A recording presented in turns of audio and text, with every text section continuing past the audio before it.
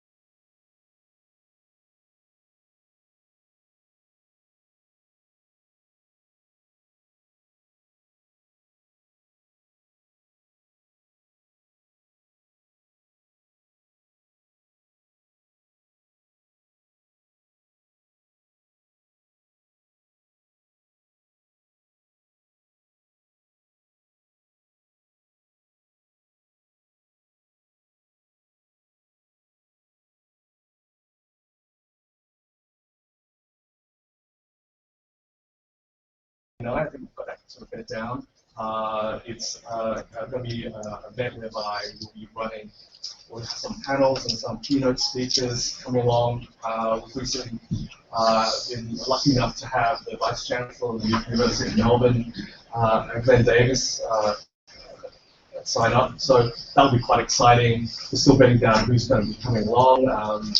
Invites and announcement that specific to the date will come out in the next week or two. So look out for that. I'd love to have you guys along. So without further ado, I'm just looking forward to the rest of the night. So thanks, guys. Now, Terry, with a bit of a taste of what's going to be presentation.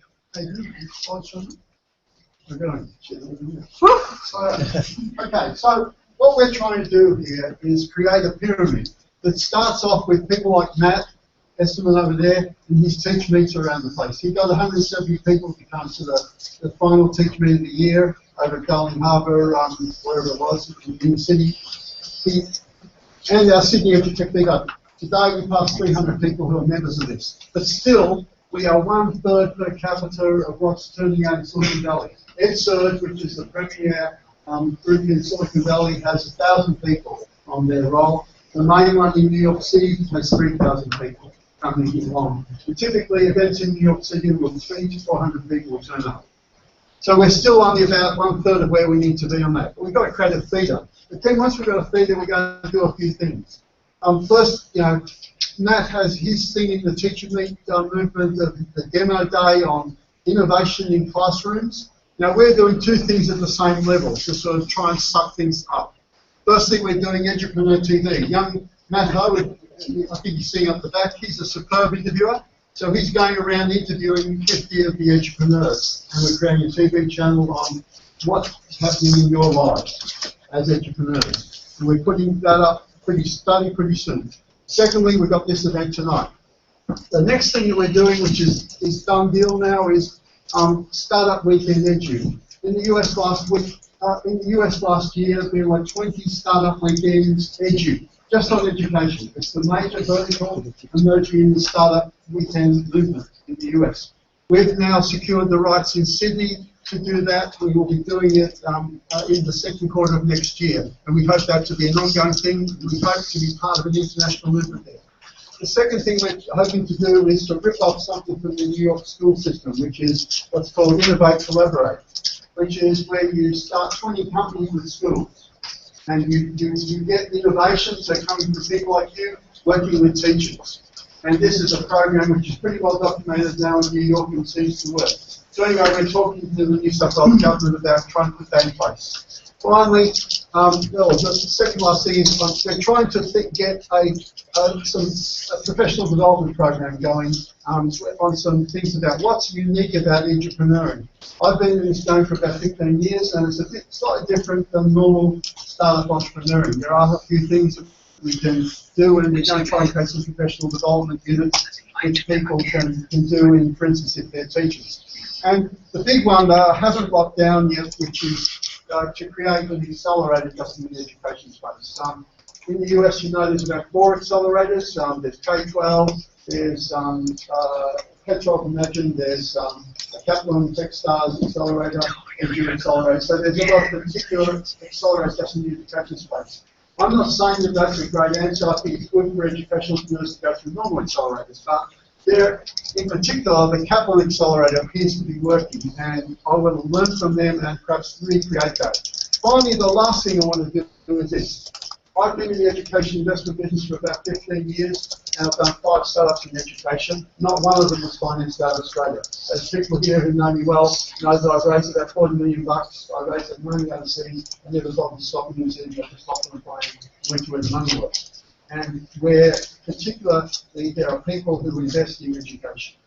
And if you can raise money there, I've always found that people will follow in Australia. And that's the way it's got to be done. So the beautiful thing is that the movement we're all part of is now creating means of doing this. Whether it's the two I've got up there, AngelList or Our Crowd, or what our teachers have announced today, we're going to try and create a local market operation that can mobilise investment from around the world to invest in education in Australia. the funniest thing I find is when I go to Hong Kong and raise money from GE Capital or from the Kwok family and other people, they believe more in Australian education than Australians believe in it. And, you know, I've raised like $20 million for Series B rounds in Hong Kong. So that's where we're heading. But none of that works unless we've got this happening here. Okay, thank you.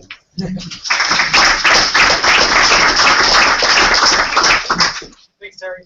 That's pretty awesome. Lots of really great stuff happening next year. And I have to say, before we go any further, my quick background into this work was coming over from Israel. I realised my passion in education had never collided effectively with my passion in technology. And I reached out to a fellow at the City Education Tech Group and said, what can we do to fire it up and really make it bigger and better? And in a very short period of time, Ada, Natal, and Terry have just worked their butts off to get events like tonight on, get the membership up to 300, put a good program together, get the data accelerators, get the Facebook group going. Does everyone remember the Facebook group? Yeah. On Facebook now, join that group. They've done a lot of great activity. It's a real credit to them.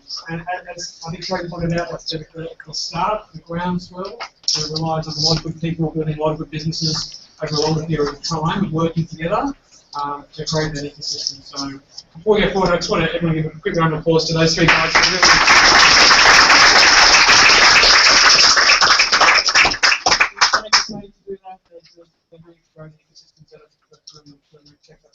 I just want to introduce the judges, and we'll give them a quick 30 seconds to plug themselves and say hello. Alfred's already done it. We've met Alfred, but we'll start at this end of the table. Sure. Hi everyone, I'm Matt. I'm a history and English teacher over at St. Scholastica's in Lee. And yeah, I help run the TeachMeets in Sydney, but we've also got TeachMeet meetings going all around Australia. As Terry mentioned kindly earlier, that down at the Wharf Theatre, Sydney Theatre Company kindly gave us 3 spaces, and we have over 170 people rock up and students on their own time. Friday afternoon, drinks help. Yeah, so it's really exciting, and so is this. Thanks for inviting me. Fantastic. Alfredo, Kim. Hey everyone, I'm Kim. I do a bunch of stuff in the startup community, but I'm co-founder of a company called Push Start, and also a director down at of Fishburners, which is just down the road. Also run a couple of meetups, the Sydney Tech Startup meetup and also the Sydney FinTech meetup. So if anyone's doing an educational type startup in the FinTech space, great, we'd like to have you. But otherwise, like, I know how hard, I just want to say, I know how hard it is to get people together and to organise large numbers of people around a cause. And I kind of echo what Mick said about these 3 guys. It's a massive effort, and they've done an awesome job. So enough about me. Well done again. Thank you. And we've got Terry, who's it looked like a pyramid, but it's not a pyramid. It's so we met Terry. So we've got 4 very capable, passionate judges who are coming tonight. So we're going to be selecting 6 teams to go on to the January 29 event. 6 out of the 12. So those guys are going to be judging based on the echelon criteria. Alfred, do you want to give us just three couple of points on what the focus is? Or are we leaving that for? The focus is for... In terms of judging criteria? You guys should last up page. on this. What? Second page. Problem. On the second page. Having a real program, I think, engaging the audience, Yep. and having a good model to go forward. What are we marking that on? Phil from Pollenizer has been to Echelon a number of Okay. times. Pick a number. Really well worth going. You guys do an amazing job throughout second stage. So really worth going for. Also, for everybody here, there's actually going to be an audience voting. So we're all pretending that we're all excellent in our businesses and we're angel investors, and we've got about 25k to invest. So just imagine that wonderfully now. I can't wait till that time happens. And so you've got 25k to invest in one of those businesses. At the end, we'll give you a URL and you pick the company you'd like to invest in. So everyone's got to pay attention here. I don't want you can tweet, but let's I don't want you watching YouTube. Okay? Just so everyone pay attention. So that's just about what you think is going to be the biggest commercial success. That's where you get to be a greedy, hungry capitalist, venture capitalist. Hashtag for tonight is hashtag PitchFest. If anyone's tweeting out, please use that. Structure of the pitches is 3-minute pitches and then 2-minute questions and answers. I'm the time guy, so 3 minutes. Anyone who's pitching, 3 minutes. I'm going to stop you exactly where you are. and judges as well. I know you guys like, long drawn-out soliloquies, but nice and short, sharp feedback, and we'll keep rolling. There's beers that are getting cold and unraveled, so in wine for those. So we want to get moving, so we're going to get started with the first pitch. Up first, we've got Magenta Communications. And this Bob coming in from Brisbane. All right, so we're dialing in. Technology. Beam me up. Beam me up. Beam me Hello. up. You won't be able to see her, You got but me? you can hear her. Yeah. I'm virtually there, almost there. You can hear me? Let's Hang just on. make sure you can. Give 2 seconds. Hey, at all? Can we hear Brisbane? Yeah, yeah. You got, have you, Give got us me, 1 guys? second. Just give it. Okay. Good opportunity to tweet everybody.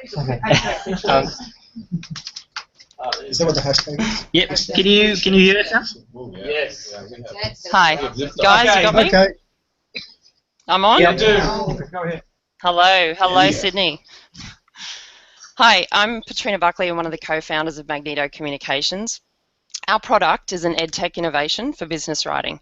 It's a computer software that acts as a contextual writing coach. So essentially it's going to help business people be more efficient, effective, and professional in their written communication.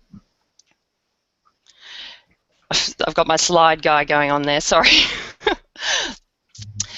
In a corporate setting, 90% of business transactions involve writing to customers, and about 35 to 70% of employee time is spent writing each day.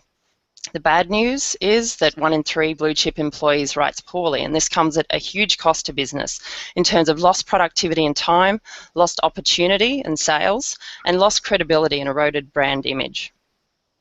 I co-founded Magneto Communications in 2005 in Sydney. We started life as a copywriting agency and quickly pivoted to be a training provider, niching around business writing. In the past 7 years, we've built a client list of about 60 of Australia's leading companies and government agencies, including NAB, Westpac, Santos, BHP, OPTUS, and the New South Wales Government. We came up for air this year, as most businesses need to do often, and certainly as a training provider, we knew our industry was changing at a rapid pace. We knew to thrive into the future that innovation was the key. We transitioned our courses, our business writing training courses, we transitioned them online, but still felt there had to be a better way to help our trainees when they went back to work, to help them to provide, back at the desk after the training, to provide that on-demand, on-the-job learning that would embed the learning. And we knew managers that were suffering having to rewrite their team's work. Since the beginning of this year, we've been resident at the Microsoft Innovation Centre, and through that partnership we had a what-if moment. So what if we took the training IP and methodology, there's my what if, that we've created for business writing and married that with the grammar, spelling, punctuation and style data from Microsoft Word. And so what if we redefined e-learning to create productivity and learning tools that would help business people write important documents. So imagine you're sitting at your desk, you've got an RFP or a tender or a pitch to get over the line, you need some help, and you're going to open this up within Microsoft Word and get contextual writing coaching. Our target market is B2B at an enterprise level. There are significant B2C markets, but tapping into those markets would no doubt require us to expand our platform beyond Microsoft. In the enterprise space, in a corporate and government setting, Microsoft Office has about 90% market share. It's still the leader in word processing software and our initial platform for the product. What's our business model? Well, we have an existing services business offering live and online training, and this is about creating a new products business that will build to scale using a subscription or enterprise license model. Thank you very much. That's the 3 minutes up. Oh, you're ruthless. Let's go. Okay, judges, any feedback? Questions? Yeah, questions? Questions, yeah? Quick question. Does the product exist? Prototype, yes. Okay. Some feedback on the pitch is Alfred here. I think it's more about how you do your pitch. Spend less time on the solution. Try to get to the solution. I didn't see what you actually have. Sure. Screenshots of screen captures of your web app or your mobile app or whatever it is. It's very powerful, so it answers a number of questions such as, do you exist, just like what Kim just asked. So try and get to that solution in the product first. Great, thanks. Terry, Matt? I've got another quick question. Yep. Hey, who in the businesses you're selling to, who actually has the problem? Managers mostly, from our experience in the last 7 years, they're usually one with the pain point, but they'll take that pain to HR and L&D, and they'll be the one that we'll liaise with at this point in our services business. That's who we'll liaise with, but it's mostly the manager, with the people downward from him, from graduate to management level. They're the ones coming out of university without business writing skill. Terry? Your relationship with Microsoft, could you briefly describe? We're at the Microsoft Innovation Centre. They have them globally, but there's one in Brisbane. I think there's one in Adelaide, but the one in Brisbane was the first in Australia. The relationship is good. They're supportive of this is exactly what they want to get behind, projects like this. They have the Microsoft Ventures Fund, so we've got connections both in the US and India through the Microsoft Ventures Fund and direct into the Office development team in the US. Really for us, it's about coming back to the table with something finished, an MVP. We're currently in the iLab incubator or accelerator that's hooked up with UniQuest. We're delivering an MVP by mid-February. Thank you very much, Magneto Communications. Round of applause. Next one.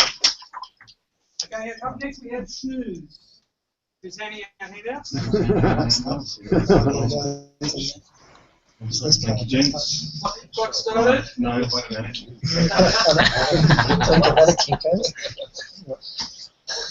Ready? Yep, we're going. Hi everyone, my name is Glenn Frost. I'm the founder of Snooze. Snooze is a web-based platform that allows any school to easily create, distribute, and earn more money from their school's newsletter. We want to help schools think of their school newsletter as a revenue stream or a fundraising tool. So our mission is to help all schools in all countries raise more money from their school newsletter. Now currently, for example, of my kids' school newsletter. So, for example, in Australia, there are 10,000 schools. There are 3.2 million school children. Their newsletters from the schools are read by over 6 million people. In the US, it's 130,000 schools, 32 million school children. That's an audience, readership audience by the school newsletters of over 60 million people. As you can see from this slide, the rest of the world makes some good numbers too. So our platform solves two problems. We know that schools are still using Microsoft Word to create their school newsletters. This is a time-consuming process, and schools, mostly public schools, are unable to afford the MailChimp email distribution service. So Snooze wants to create a platform that allows schools to email out to parents for free. The other problem we solve is that big national or international brands, whether it's OPTUS or some of the organisations that are in the room tonight, you want to meet, you want to interact with parents and teachers. So the Snooze platform will allow you to do that because it's a self-serve ad platform that sits next to what the schools use to create the newsletter. The self-serve ad platform is exactly the same as LinkedIn or Google AdWords or Seek. You upload one advert, and that one advert is distributed to all the school's newsletters that are on the Snooze platform. Thank you. Our business model is we will take a clip of the ticket on that advert, just like LinkedIn and like Seek.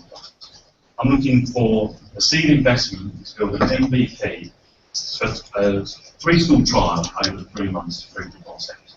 My tech partner is a guy who's created his own web business, and he builds and delivers websites. He's been doing that for 10 years, so he's my tech partner expert. So that's Snooze. Thanks very much.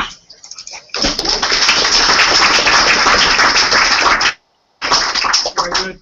Questions? Is it a problem that schools have been asking sort of got feedback from schools already about schools wanting to do this?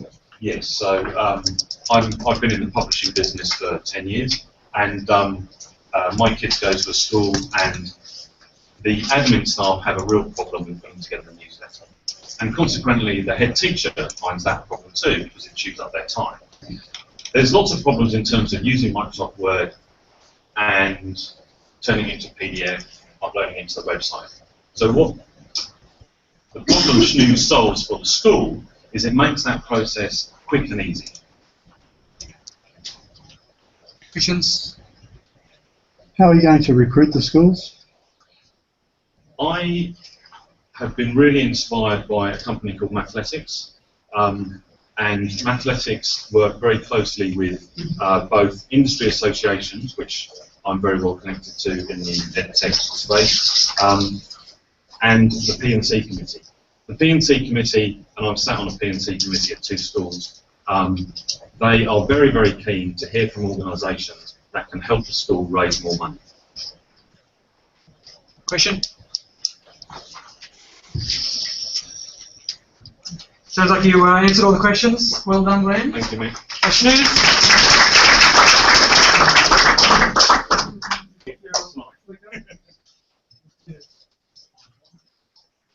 Okay, now we have open learning with Adam. I'm going to find a better sound. I'll give you one in order. Go. Hi everyone, I'm Adam, and we build a social online learning platform. And what that means is, today, online education is boring. Nobody enjoys it. There's a huge lack of engagement. And what happens is, people go online and they do courses, but they think the course is just content. They think a teacher stands there and just disseminates information. But that's not what education is. That's not what learning is. But all of that's lost. Most of the content is today. So what we've found is that when you go into a university and you're teaching there, they have what's called a Facebook problem, which means they spend tens of millions of dollars on online platforms and the latest video conferencing, but nobody actually pays attention. And nobody uses the communication tools. They have blogs, they have wikis, but they're all empty. And the teachers think that the students just aren't engaged anymore. But the truth is they've gone somewhere else. They've gone to Facebook. And that's not where the students want to be. We've spoken to all the students, and they use Edupreneur. And they said they don't want last night's pictures of the party next to math equations. And they want to be in a place for learning. And that's what we build. We build a platform that's focused on creating a community that's really engaging for the students. So today, I have just one slide for you. And it's a screenshot of our platform. And in the bottom corner, there's a little chat window. So we have a private chat system. And there's a guy there named Shakti. He's from India. And Shakti said to me, "You did a cool job adding this chat feature to the site." And I said, "Well, gee, thanks, that's nice, Shakti." It wasn't me, though. It was our fantastic team. And we do have a great team. We've got David Tully, who's our lead developer and a really strong educator. He's designed programs for high school students, for university students, teach computer science at a really early stage. He's doing a PhD in online learning, and he's focused on the best ways to teach and learn online. We have Associate Professor Richard Buckley, who was named ICT Educator of the Year this year with the iAwards, and his lecture videos have been watched over 1.5 million times around the world. And his motivation and dedication, the way he's changed people's lives, is what's driven us to build Open Learning. So in Open Learning itself, you'll see that there are many ways to teach a course. You can deliver content as you normally would, but the focus is around the community.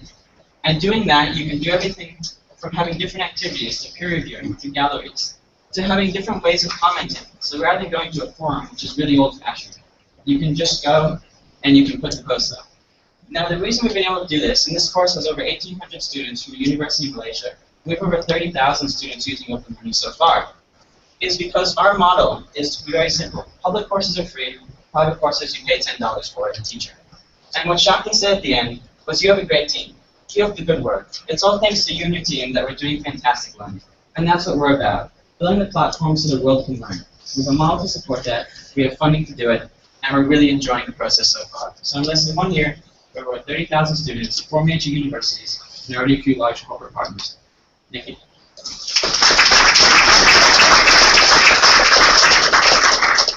1 second to spare. That was brilliant. Well done. Questions? I just want to comment on your segue, first of all. That was really nice. Like your chat into your team. Quick question, how many courses do you actually have? Over 200. How many of them are free? How many of them are paid? That's allowed, guys. Okay, so if you go to the site, you'll see about 40 courses that are there. Yep. About 30 of those are free, about 10 are private or paid, Yep. and then there are over 150 which are completely private. So we have private educational portals that a company or union can set up, so their courses aren't exposed. Do they pay for that? They do. So, so we have two models. So $10 per student per course for a private course, or for a company we have $5 per user per month, or $100 per month for an institutional portal. The reason we have different pricing models is because universities and companies account for cost of living and that. So we do it for everything. And then what's your differentiator from all the other MOOC providers? So it's really the engagement and the community focus. So what we've seen is that a lot of the other platform providers focus on content delivery and then examination and certification. And what happens then is all of the learning resources are driven towards providing certification, scaling the existing university way of teaching, which doesn't work online. It barely works in university when people don't show up. But online it works even less. So what we do is we focus on building a community. And everyone says it, but few people can do it. And we've proven that it works. So this isn't even our largest course. We have another course with 1,000 students and 20,000 comments, over 20,000 more interactions. Final question? How are you going to get this into more corporates? What's your acquisition strategy, customer acquisition? Yeah, so we just launched our easy way to set up an institution. So focusing on easy course creation, easy institution setup is key.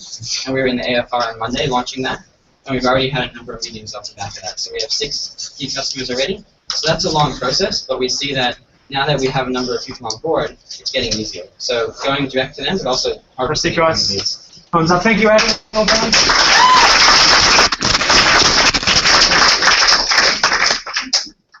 Up next we have Peter from ClassCover.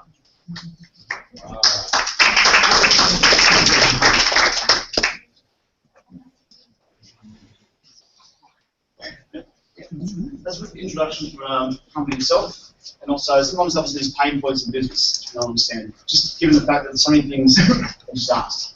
Okay? When it comes to ClassCovers, our story highlights an age-old problem in schools. Those things which have been accepted as well. To give some idea, there's actually 4.6 million hours have been wasted by schools in Australia when it comes to finding casual teachers. So obviously 4.6 million, quite a lot, number of hours, equates to about 9 million phone calls on average. So currently when a teacher is sick, obviously the school picks up the phone, makes a call, to try and find a potential replacement teacher. Pretty straightforward, you think? Okay, the problem, of course, is that rather than making one phone call, so often is the case in making 5, 10, 20, upwards of some schools are making 60 phone calls to find an available teacher at the last moment. The problem, of course, is the availability of the teacher. So, of course, what happens when we can actually remove this waste of time? ClassCover has actually revolutionised this entire process. Okay? Effortlessly booking casual teachers in seconds, not hours, and removing all those wasted phone calls. First, you can see, step 1, schools can now view the availability of their teachers in real time and obviously online. Step 2, you can see, they can now request a teacher, whether it's via phone, via intelligent SMS process, or via email. And step 3, to confirm the process, if the teacher responds, the school automatically receives an updated SMS, which updates their platform in the back end as well. The market itself, in Australia, opportunity to potential revenue of nearly $19 million. Today, ClassCover has embraced over 300 schools over the last 18 months. New South Wales and Tasmania, and delivering over $100,000 in revenue. Initial success from schools to school sales, initial points, and obviously moved us on to discussions with some of the governing bodies. So at the moment, we're in discussions with the New South Wales Department of Education. We've actually highlighted ClassCover as being a potential solution to their existing problem. On the global scale, focus our attention on 4 main international markets. We've obviously proven these, of course, at the moment. So we've got pilot districts set up in the US next year, UK, Singapore, and also a reseller in India in private sector as well. Our team, very quickly, is of course the sales and marketing background, the key elements of technology, and of course the operational educational background as well. On the back of that, you can see advisory board and mentors very much on the educational entrepreneurship, and at the same time on a global and government commercial sector too. Business model, very quickly, schools can subscribe teachers can upgrade their profile to what is like a LinkedIn profile, a member benefits package, and then obviously they click take on each SMS which is sent out. Thanks, Peter. Thank you very much.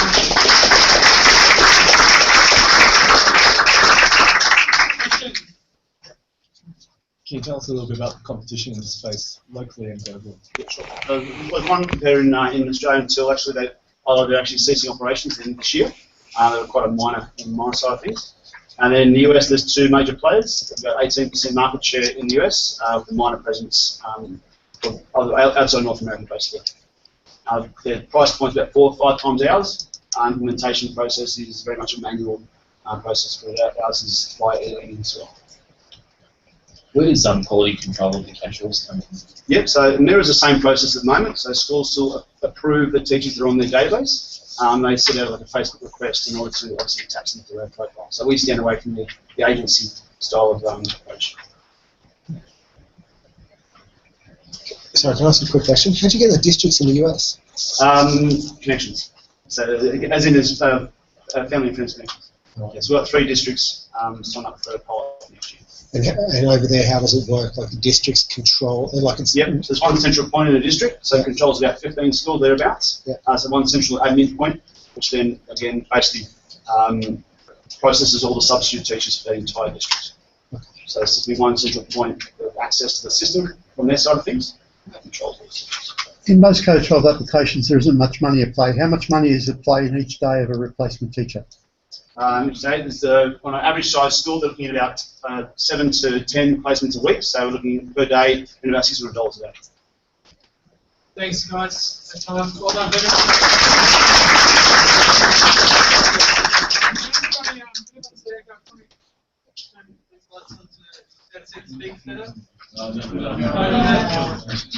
How about looking at these guys? So come on. Okay, next up we have Omar from World Academy. Whoa. My name is Omar. Once it's on, once the clicker's on, we're going to click it off. Okay, World Academy, blue shade for the Edupreneur. Go ahead, next slide. This is going for nights. Creating this online program. It's going to be transformational. I'm really excited. Why would former UK, European, and World Boxing Champion be so excited? Why? And here's why. I'll tell you. World Academy. World Academy, what we've done is he is a motivational speaker. He goes around to these kind of rooms and goes, jab and move, jab and move. And what we want to do is take his highly successful face-to-face course and put it online. And how are we going to do that? I'm going to do all his World Academy. He's going to do his technology, and they're going to do his marketing, and all he has to do is focus on his course, what he's good at. And he's excited because high-value course providers, on average, make about $300,000 to $1 million, like some of our course providers that have joined up, like Frank Furness. So we also have affiliate marketing. Next slide. Okay, why is World Champion? Why is World Academy the world champion? Okay, why? Because we have a standard course delivery platform, just like our competitors. But what's our knockout factor? How do we knock it out? Well, we have online marketing package that a good job. Hopefully have course production, and we offer high-touch, high-touch customers. Why can we do that? High-value courses, low cost, secret sauce, global offshoring. Here's what we got for you. Okay, next slide, please. Okay, these people are credible, passionate, highly accomplished individuals, and our first customers. They're the foundation academy needs. And in fact, we got MOUs signed. Okay, here we come, Billy. Here we got all these compliments, and all these people have signed up, and I can't have enough of them. Right? There's too many coming on. When I said slow down, slow down. Award-winning film director, fitness trainer, emotional expert, nutritionist. For this such a global, like audacious big goal, we need a really audacious, big, hungry team. So who do we have on our team?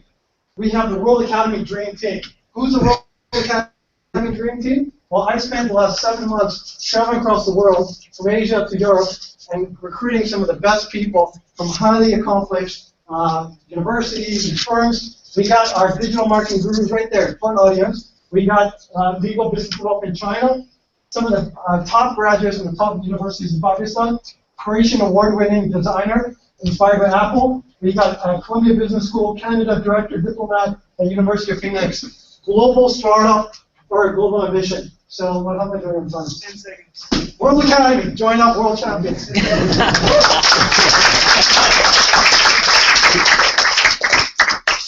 That's a bit of energy, I thought. I'm a tough guy. Questions? Sorry, so Nice and loud, please, for the. what is it you do again? We provide all the technology and marketing to, like the blue chili for the entrepreneur.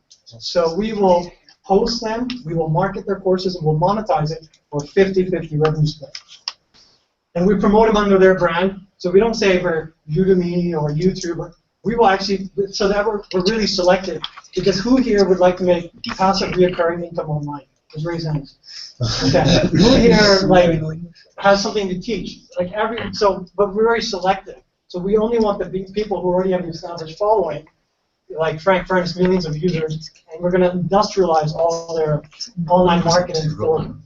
So have you done that with any of those people yet? We're doing that, meaning our MVP is on January, so they're already producing content, courses, and they're producing introduction videos. My brother is one of the academy deans. He has 8,000 students that take his online courses. Frank Furnace already makes a killing online, and he signed up saying, I don't have time for this. I go around the world to 40 different countries every year. If you can do this, fine, take half of it. It's out of my head. So I've taken a whole bunch of these successful people, put them on one platform, and said, here you go. Last question. No questions. All done. Final bits. Thank you, Omar.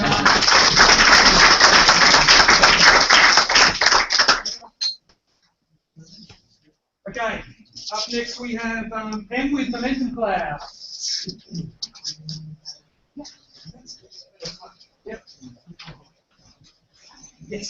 Good evening, ladies and gentlemen. We provide a software as a service, cloud-based performance reporting solution for schools and childcare centers.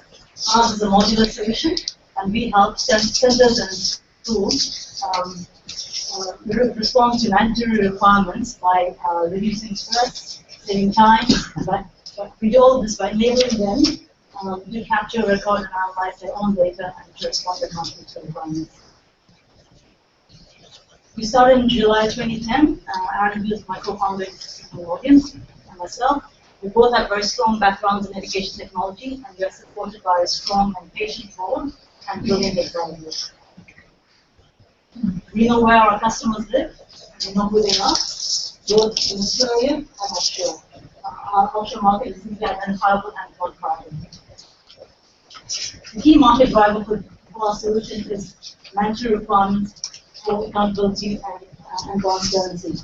There's a lot of pressure on teachers, on educators to respond to increasing calls for accountability and transparency. What we do is we provide a solution that helps them capture, record, and analyze their own information in response to these requirements. For example, in childcare, our solution helps to save around 16 hours of work per week per carer. In terms of actual solution, it's very simple, easy to use. We focus on ease of use, and we are looking to populate the data from existing systems, and where possible, suggest components to help educators to save time and avoid repetitious tasks. From an executive perspective, we have a helicopter view that can be scaled up from a child to a class, to a year level, to a overall school level.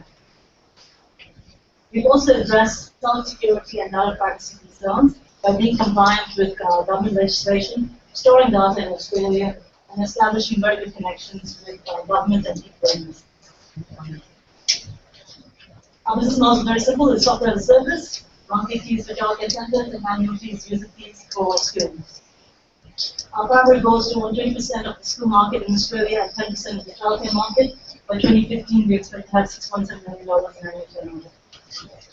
The competitive space in Australia is fragmented, internationally less so. We see our key strengths in exploiting the data security and scalability issues and relationship building issues in Australia to gain market share. What we do better than anyone else, we have a proven solution. It's scalable, it's in use, we have recurring revenue, and we have a decent customer base. We are a great company. I know a lot of people say that. We're solving a real issue for schools and childcare centers. Customers that use us love us. We have lifetime customers. What we are looking for is smart money. Thank you, Pam. Well done. Thank you. Great pitch. Let's go. Questions? Ken, why is it taking you so long to get this thing out in the market? We have been building from 2010 to now, and we have captured around 300 schools. It's a very development-intensive exercise. The school market is for those people hoping to make a quick buck. It doesn't be a quick buck, but it's a buck that's going to last for a long time. It's a very high switching cost, stable revenue base, and it's government, primarily government funded in terms of actual money. We get funding funds. Just a bit of feedback. I thought like the market, I think it was called market drivers. Yeah. That slide is probably where you should have started. So I could actually explain what's the problem, what's actually driving people to want a solution like this, and then you go, and like there's all these complicating factors, and we provide a solution for it. And I went, oh, like 4 slides in, I went, okay, I get it. The other thing is, like, to quote Matt Ho, I know he's in the room, to get to the traction slide, right? Yeah. So you have you've got great data, you've got real revenue from what I understood because you flicked through it so fast. But just like there's a lot of stuff in there that if you've got 3 minutes, don't worry about it. Like you seem to have some good, like some actual good recurring revenue, real customers, which puts you leaps and bounds ahead of most startups. So like, just give us that bit because it's pretty impressive. Yeah, I echo Kim's point because I was wondering the customers, how they make money, how real are they? And then you say you've got 300 schools. Like, have a slide with all the schools that use it. And talk about, hey, we're real and we're actually generating lots of cash and stuff, and we've got big goals to keep. It makes it so much more. Oh, I can believe it's only fake. So bring that in earlier. My final question is actually a comment. I'm going to plug your thing. That hopefully, like, I know we're only halfway through the talks, but I point all of our startups towards the Pollenizer pitch deck, which is like a basic list of 10 odd slides. You can keep going. Oh, yeah, 10 odd slides. But the point is, like, your pitch is really kind of. There's this kind of like there's a story you're going through. You're taking us as listeners along. Yeah, but it can be, and like you have this narrative as you're going through. And what these guys have done really well is to say, if you follow this format, don't worry about what the detail is. They go, if you use these headings, you're telling a story and you're taking the listeners on a journey. So for everyone who has pitched, and for those who are about to pitch, it's probably too late to change. Just Google Universal Pitch Deck. Yeah, and just like follow that. It's 10 slides. It's not hard. You fill in the gaps. You can do it in 1 minute. Do 2 minutes. 3 is plenty of time. Okay. That's enough. Thank you very much. And we have Wes from EduTech. Thanks. Experiential education is an essential part of the overall learning journey. It's where students learn soft skills such as leadership, teamwork, collaboration, skills prized by businesses. It's a $50 billion segment of the global $1.5 trillion education industry. But experiential programs are notoriously hard to deliver because to get a great experiential program, you need a seamless collaboration between 3 parties with different objectives and different styles of working: students, educators, and the experience provider, which in the case of internships, business projects, and competitions are employers. As a result of getting those 3 to collaborate, you've got high costs, manually intensive, and with all that effort, you get variable quality and outcomes for a small number of students. So that's where we come in.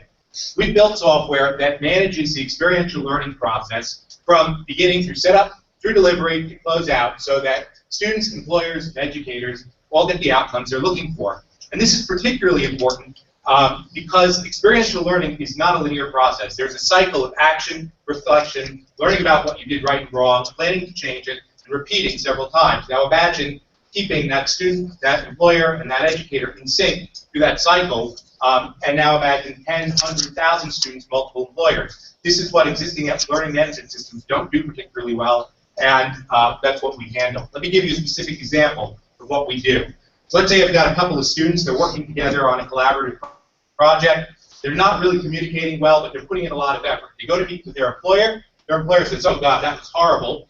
They get a bad mark from the employer, the students feel bad, the employer feels bad. Now normally, an educator in an experiential program would not know about this till the end of the unit, before it's way too late. Here, they collect all of that information through our system. It shows up on the dashboard, says, hey, you need to talk to these students. you need to work with this employer. They can either intervene directly through our system or they can intervene offline.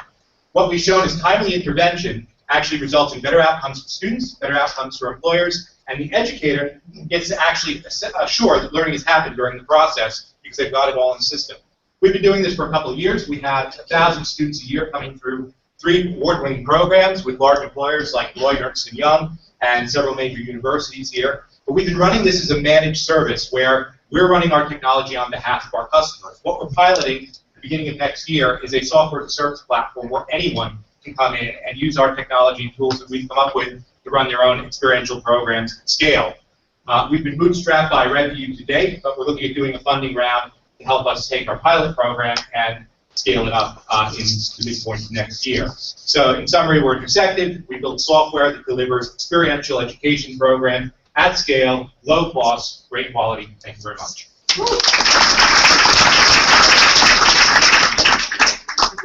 Questions? Are these linked to any sort of accredited certificates or anything for the people that... So the programs we're running right now are run at places like City Union, their Masters of Management, Masters of Commerce, UNSW, Australian School of Business. So yeah, these have gone through the AACSP and EQUIS. More questions? Covered it all? I have a quick question. Why? Like, I know it's not about raising, but why are you raising? Basically, to as we go to software as a service platform, we've got enterprise customers. So that's like Deloitte, the universities. They want some pretty slick stuff right off the bat. That's been one of the reasons it's taken us a while to get to this point with the software. Very high requirements. So as we start to scale up, we're going to need some pretty slick tech on the back end to keep these customers happy with it, especially with integrating with things like Blackboard and other stuff. So it's not a big raise. We're doing okay, but yeah, we'll need something. More questions? All good? No softballs from Terry? No? Excellent. Thank you very much.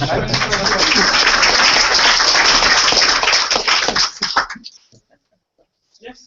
You must be Hannah. Yes, yes. Next we have Hannah from Greenville English. By the way, everyone, note this is the only pitching competition in Sydney that actually has women allowed. Terry. It's true. Hannah. Recent statistics report that an alarming 46% of Australians are functionally illiterate and lack the basic skills for reading things like job advertisements, medicine bottles, and safety manuals. With all the studies being done on reading each year, why are literacy rates still so low? Well, one reason is simply because of how complicated the English language is. Imagine you're a young child learning to read and you're presented with words like big, great, bread, and grim. Or you're learning English as a second language and you learn that the sound of C is k, like in cat. But then you encounter words like cell, cello, and ocean. The non-phonetic nature of English and its complex spelling system contribute to the difficulties of learning to read English.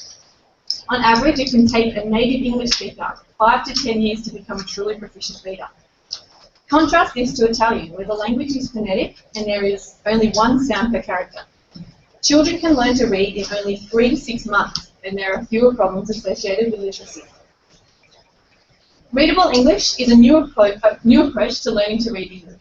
The simple system makes English fully phonetic by adding syllable breaks to words, graying out silent characters, and adding intuitive visual cues called glyphs that tell you exactly what sound each letter will make. This makes English phonetic like Italian, and both children learning to read and English language learners can easily sound out any word without complicated and inconsistent rules to memorize. Unlike other phonetic alphabets, such as the International Phonetic Alphabet and Dictionary Pronunciation Guides, readable English does not change the spelling of words. Because the shape and spelling of a standard English word is contained within the readable English word, people can still develop sight word recognition and can transition seamlessly into reading in standard English. In a recent pilot study of readable English in 3 New South Wales primary schools, 70% of students improved by 1 reading year and nearly 20% improved by 2 reading years after only 8 hours of classes. So how does it all work? Individual users can purchase lessons and games online and in apps to learn readable English at their own pace, all on their smartphones and tablets. They can subscribe to the e-reader where they can upload and convert materials into readable English, as well as buy books. Readable English can be taught in classroom settings and also can be licensed to complement existing programs. Readable English was co-created by a reading specialist and a publisher, as well as a team of software engineers. We believe that for the 100 million struggling native English speakers, as well as the billion non-native speakers who want to learn English, Readable English can hold the key to unlocking their success as fully literate members of our society.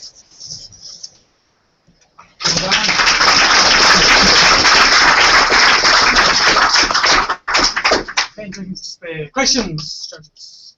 I love what you're doing. I think it's awesome how you can help people really learn English, right? So, what are you doing to get this, accepted into, standards and schools and? Yes. So as I mentioned, we're in the middle of the process. We just finished our pilot study with 3 New South Wales public schools, and that was just the first pilot, and we're going to be starting in 2014. The same schools that really want to participate again, and we're adding extra schools in that, and that's all through New South Wales Education. So we'll give the reports to them at the end. So how are you going to make money? So as I said, so it's all going to be available online and in apps. So in terms of the English language learners, they can buy the apps to learn it. They can buy the apps to learn vocabulary and everything like that. In terms of the schools and other English language colleges and things like that, they can use their own programs if they wish and just have it converted into readable English. So they're still teaching the same materials, but they can teach it in readable English. We can license to things like, so I showed you the slide with the dictionaries. Like eventually, we see it was ambitious, but it could be the thing that's in every single dictionary, like the instant pronunciation guide for people to sound out words.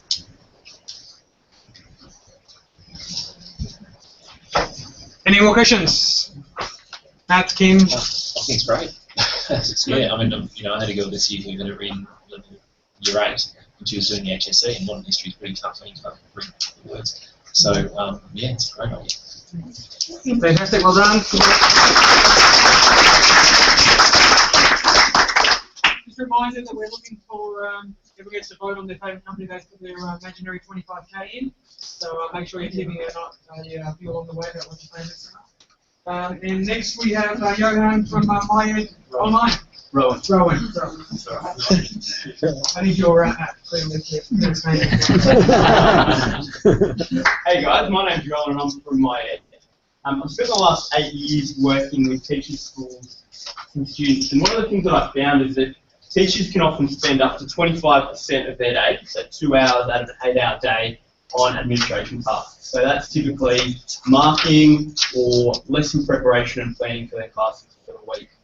And despite all that hard work, what often is delivered in the classroom the next day is a one-size-fits-all approach for that class. And that's because it takes a fair amount of time to create a single lesson for a single class.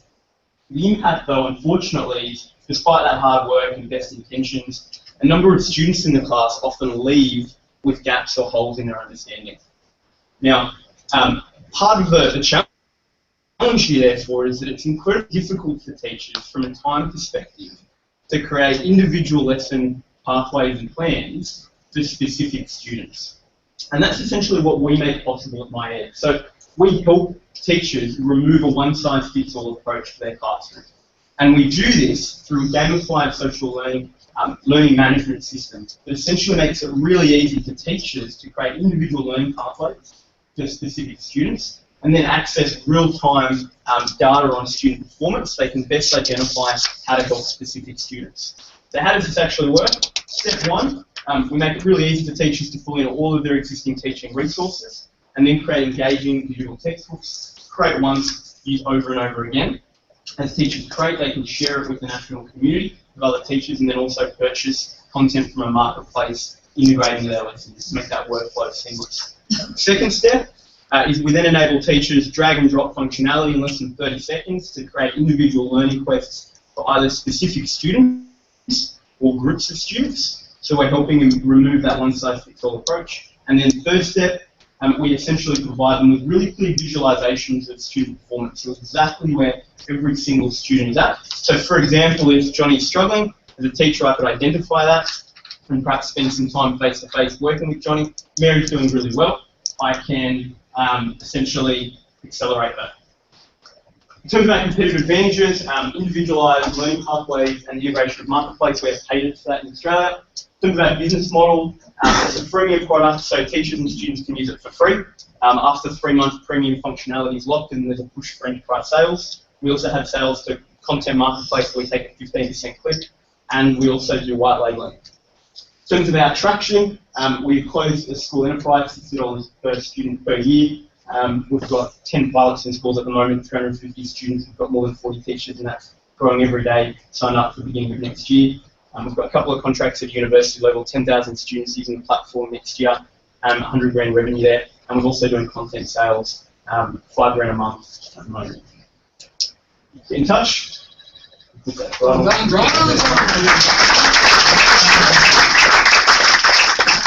Any questions for Ron? Do you provide any support to teachers? The vast majority of whom didn't grow up or train or talk with technology for them? Yeah, definitely. So that's a very common challenge. One of the things that we've first started with, and part of the team of my co-founder of user experience and price design, I spent 8 years in the space. So we've been making the platform very app-driven, so that as teachers work through, the next step is pretty much articulated for them. That's the first step, particularly for onboarding. And then as we move into enterprise with schools, we then provide support to the school itself for the rollout. Yeah. Questions? Team, nailed it. Got it all. Well done. Great job. Thanks very much. The next picture is coming live via video. Looked up, baby. 3 more to go. No, it's just a bit of the video. The video. The question is going to be much more difficult by the video. Did you even do them? So instead, if you're physio this team is in the ACT. Physio. Did they give you stick figure drawings as homework exercises?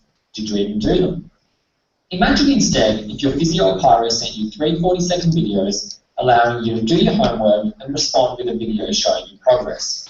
If you think this sounds a better way of doing things, then welcome to Simply Show Me, a private and secure video messaging and engagement platform that is personalised, flexible and on demand. Simply Show Me allows experts and organisations to share their knowledge, expertise and advice with their clients and co-workers. Simply Show Me gives you full control over who receives your content, and this allows you to protect your intellectual property and monetize your skills and expertise. Simply Show Me also offers key enterprise features, including security, integration with existing systems, authentication, privacy, and white label branding. We also offer insightful analytics, allowing organizations to understand who is watching what and how successfully they are engaging with their clients. Simply Show Me is currently available for web, mobile web, and iOS, and is built atop Amazon Web Services for scalability and performance. In thinking about the opportunity for Simply Show Me, I'd like to tell you a little story. Once upon a time, Facebook, MySpace and Twitter were battling it out for the social media scene. While they were doing this, however, a little company called Yammer came along and took social networking to the enterprise. Yammer carved itself a niche by offering key functionality that was private and secure. Last year, Yammer sold to Microsoft for $1.2 billion. 5 years ago, who would have thought that organisations like Deloitte, NAB, Suncorp, Westfield and AMP would embrace social networking in the enterprise? Well, fast forward to today and we are now seeing the same trend emerge. Vine, Instagram, Keep, SocialCam and others are fighting for supremacy in the social video market. So given the growth that we've seen in enterprise social networks and the huge potential for video services, why is no one thinking about the means to take video to the enterprise? No one, that is, except the team at Simply Show Me. Video messaging is the next major form of communications, and we have developed a platform that allows the enterprise to leverage this engaging and interactive medium. We have a customer-approved B2B subscription model, which charges a monthly fee to businesses based on the number of end users they are engaging. Our team, with experience in web and mobile development, B2B customer development and sales, has experience in building and running early-stage ventures, including successful exit events. In the last 12 months, we've built Simply Show Me, receive a number of grants and awards, raise a bit of money, and most importantly, we already have a couple of paying customers. We are always keen to engage with smart people who have domain expertise and an interest in this space, and we're looking to raise further investment. We look forward to talking to you soon.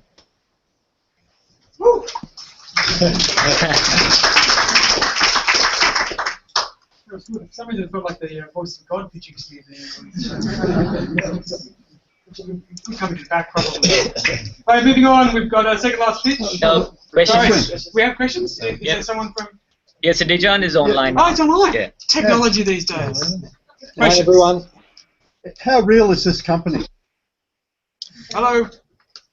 Sorry, can you please? How real is this company?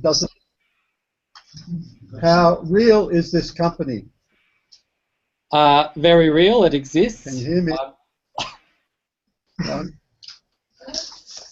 Sorry, can you please rephrase the question? How real is it in which way? My question is, the company actually exists and there are people working on this app now. Is that correct? Yeah, that's right. The four funny-looking blokes that you saw in the picture are currently all in Canberra, and yeah, we've been working on it for the past 12 months, almost 12 months of the day. Okay, thank you. Do you have any customers, and can you tell us about them if you do? Yeah, sure. So we have a couple of customers at the moment, a handful who are currently paying, and a whole lot more that are trialing the system at the moment. Basically, a lot of them are in the health and fitness space, but I guess on the learning section of that, if you will. So, for example, one company at the moment trialing the system is the Australian Institute of Personal Trainers.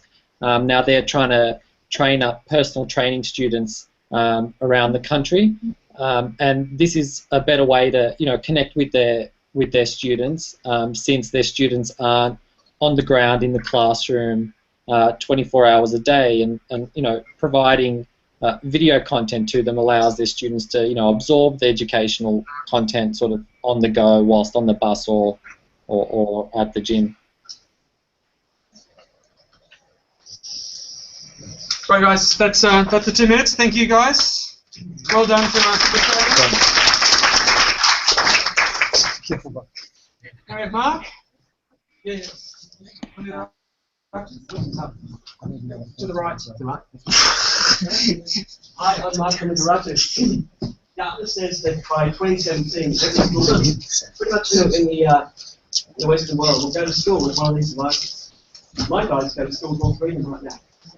What do they do with it? Well, I can tell you from personal parental experience and a lot of research in schools, they do a lot of copying from one device onto a lot of paper.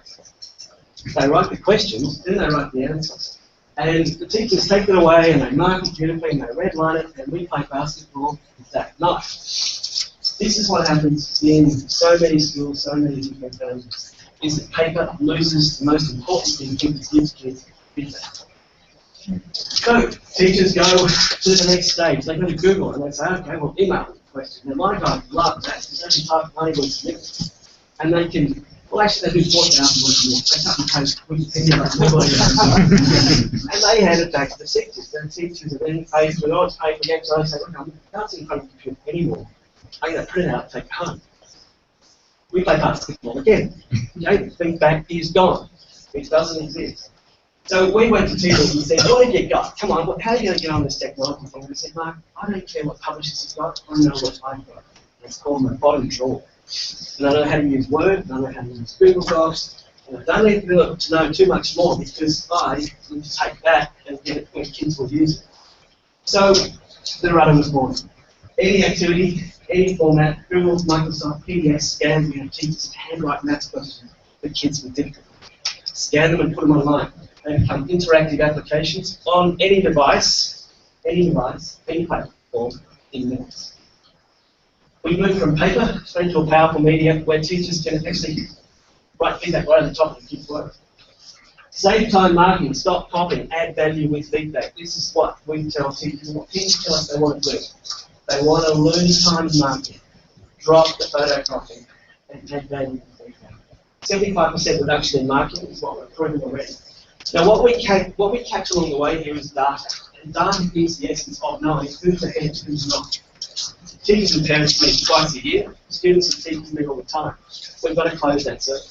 We've got to bring everything together and make data and actual things visible. With the managed personalised learning.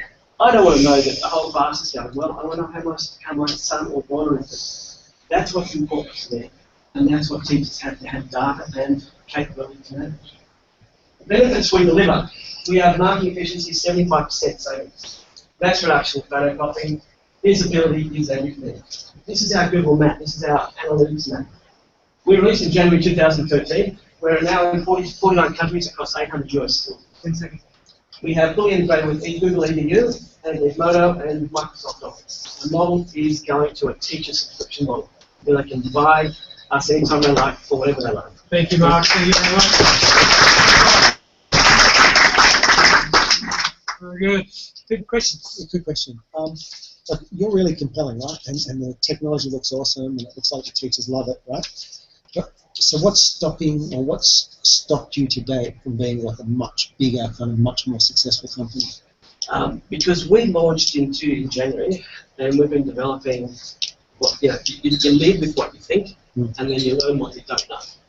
And metrication and platform plays has been a big element for us, and standing it into the shoulders of Google and Microsoft, where we're totally integrated with a Google app.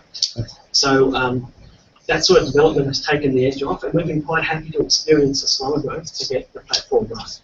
What's your month-on-month growth in terms of like end users? We put on, through Google education programs, we put on about 20 schools a month at the moment. And our focus is going into Australia next year. We've lined up with a big publisher called ACER, Australian Council of Education Research. We're releasing about 6,000 maths questions onto this platform across 1,800 schools in Australia. So we hope that'll be a big leap into schools knowing more about our platform, because it's multi-subject, multi-language, multi-everything. And that's sort of unlocking the key. Once teachers see what they can run modern history, English, maths, right, physics, using whatever they've got now and whatever they can create in Microsoft or Google, it works. Okay, so last question. I'm trying to hijack the whole thing. Yeah. The people who say no, why do they say no? People who say no, they're not quite ready to take that step. They still have this fear that the kid's going to overrun them with the technology. So I've got 20 seconds to go. Sure. Love the idea of 75% less marking. But I was just wondering about the teachers, again, the same question as before, about the teachers who have no idea. Is it really minutes for those guys too? It is. We can prove that. We can train a teacher in 10 minutes to get something, handwrite something, put it online, and make it interactive. And that is like an awakening to them. Thank you very much, Mark. Great teaching. Last but not least, Ken with Chatty Kids. Thank you very much. Good evening.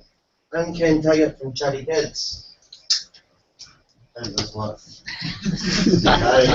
I'm a dad of 2 boys. I got a shock when they started school because I want to work for parents. And it's even harder for parents who are separated, families who are separated by distance. The working parents have to do everything. And I forgot my line there. So working parents have to do everything, and it's hard. My God. I feel, as a parent, I should do more. I'm not doing a good enough job. So I decided to do something about it. We have built a video chat platform that connects the grandparents who have the time and the will to help, combined with educational material that the kids have to practice, giving the parents time, getting the kids to learn, and the grandparents feel closer to the family. Our customers buy content and then use it themselves to teach the kids, avoiding the high cost of professional tutors. So what progress have I made so far? Last year, we made a prototype, and that allowed me to test a variety of content with my own kids. It worked.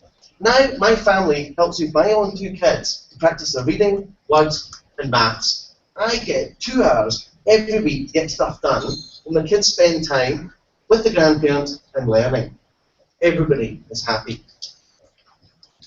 A few weeks ago, we launched our Showcase MVP, And we're using this to then show off the features of Chapter Kids to new users and to potential content partners.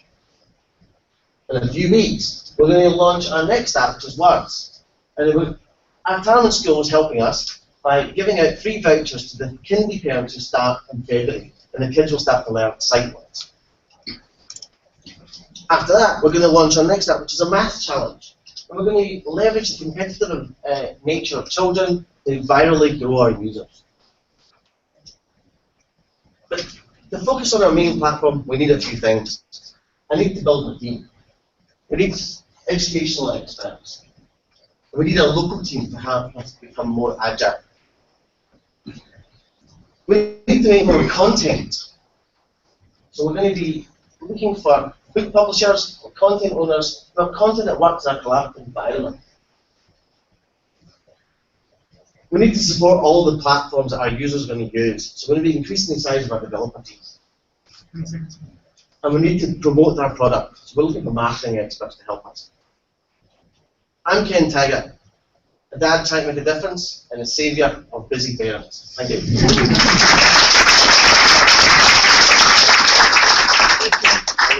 Questions? Okay. What's your first vertical? First vertical is the young kindy kids who then start at school and the parents have no idea what they're going to be doing. So this is the home readers, the sight words, and the basic maths. It's easy content to make, we can make it cost effectively, and there's nothing out there that people use to help them in this space. Can parents in schools create their own lessons? No. So the problem is, because it's collaborative, there's two people either side, we don't want to just put up there the simple PowerPoint presentations and turn. And that's easy. We want to start doing stuff with the interact. Like, imagine a book where the grandparents controlling the boat and the kids are controlling the pig, and they're moving through the story of the lesson. Or a water cycle where they're interacting with the elements in the story. Questions? Nailed it? Covered it? Fantastic. Well done, Ken. Thank you.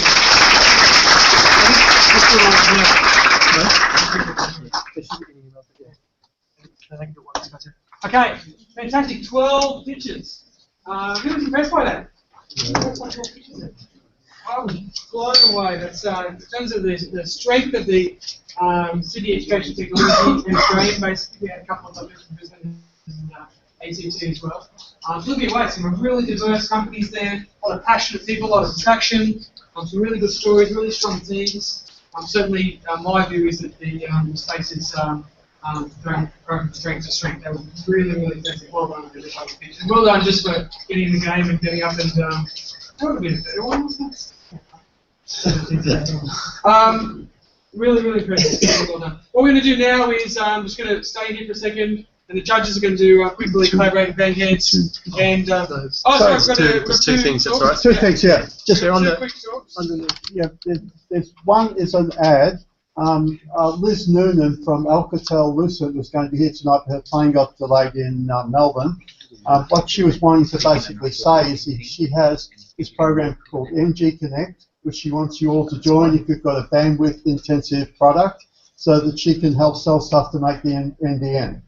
And she would love to hear from you if you are in that. Now, she will be at the January 29 meeting that Alfred mentioned, and would love to see you all there and talk about how you might join her program called MG Connect, of which there is a website. And Sylvia Pfeiffer.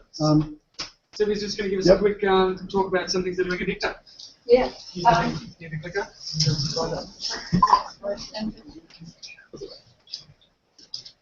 Right. We've seen awesome applications tested, awesome new ideas, and we admit our technology development company, bit of government-funded research, and what we're working on right now is some video conferencing technology. This one, RTT.io, is open source actually. So what we want to do is make it really simple for web application developers to video conferencing to their application. And we've done that ourselves with a little web application that we've developed. This one is actually used by a school between Manly and Bowraville. They're using it to deliver content, and it's a little game that they're playing between the teacher in Manly and students in Barraville to deliver that to these kids. And what we've done here is we've put some badges in here that the teacher can give. We've put buttons here that the kids and the teachers can use. That one is one, I can't hear you, you know how you have that problem, so we have to go with the button for that. We have a bell, the kids love it when they go in and ring the bell, and then on the other end there's the bell, and the teacher just turns around and runs back to the computer and says, I'm here. Yeah, so this kind of stuff is what we want to develop, and what we want to make a little simple for you to put into your application. So if you're interested, have a chat with me.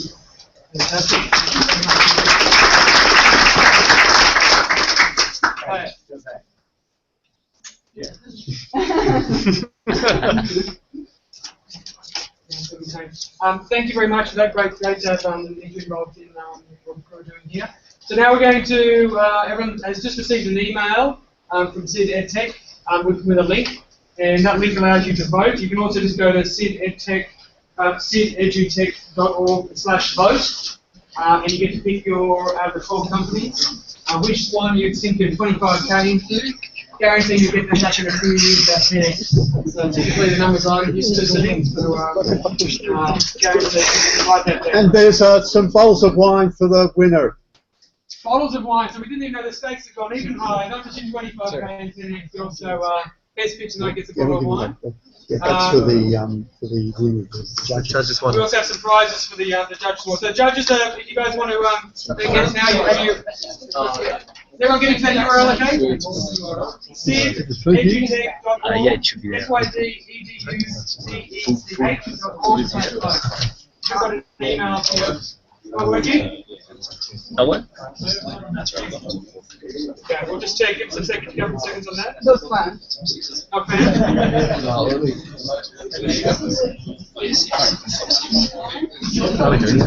Sorry?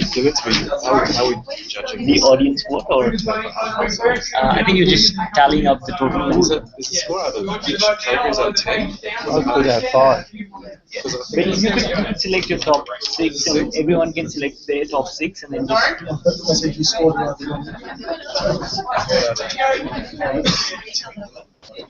just double the score. Just double it. Yeah. I think we all did 5. I did 5. Okay. Okay. No, we'll double it. Yeah, you can just double the No, there are 5 top teams, and 1 from the audience. Okay, capital C. The phone. The top person. The top. Capital W. And the rest just go double. Lowercase s.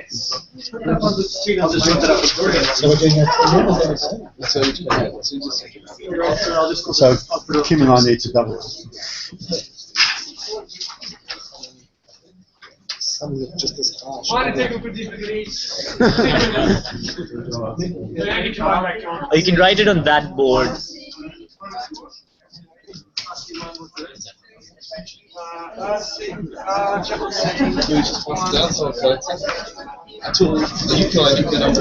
Yeah, I can do that. No.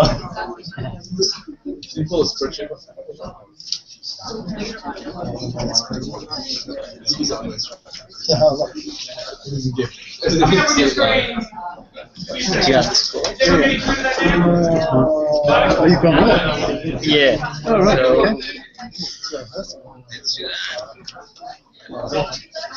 So, Okay. All your eggs in one basket tonight. Unless you've got 50k. If you really want to invest in it, just pick your right. After tonight, oh, you want your phone.